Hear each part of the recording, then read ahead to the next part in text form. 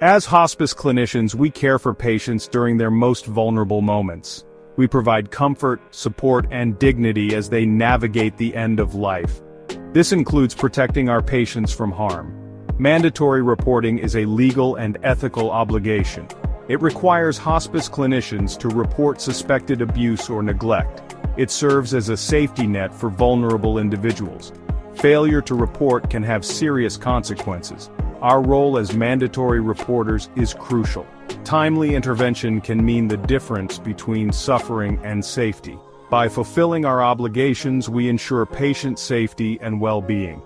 This is a moral imperative at the heart of compassionate hospice care.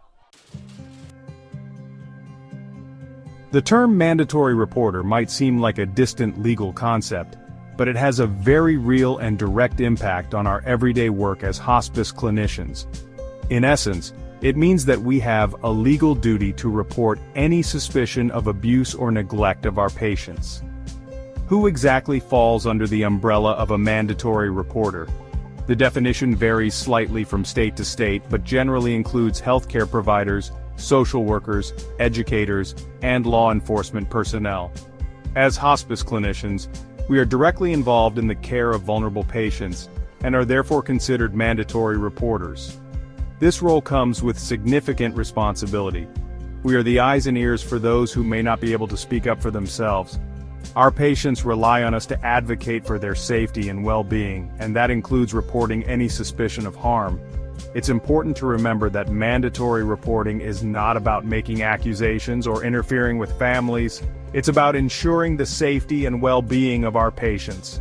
By understanding our role as mandatory reporters, we can better serve our patients and fulfill our ethical obligations as healthcare professionals.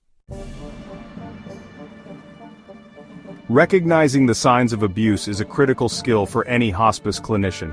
Abuse can take many forms, and it's not always as obvious as physical injuries.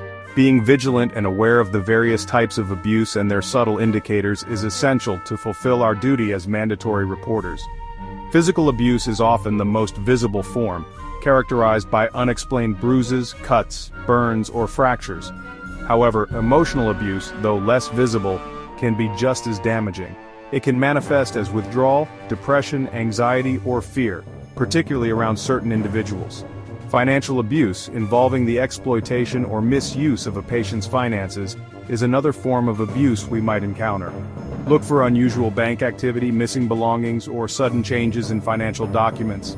Neglect, a form of passive abuse, occurs when a caregiver fails to provide basic needs like food, medication, hygiene, or a safe environment.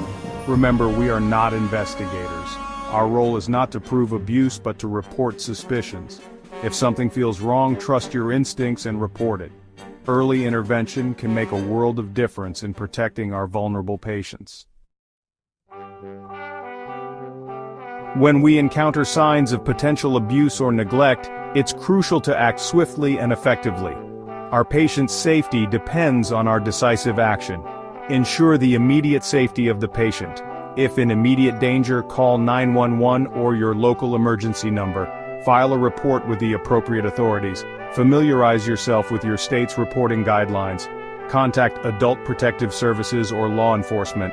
Provide factual information about the patient and suspected abuse. Report suspicions based on observations and professional judgment. Act promptly to protect our patients from harm. Our vigilance and action ensure the safety and well-being of those in our care.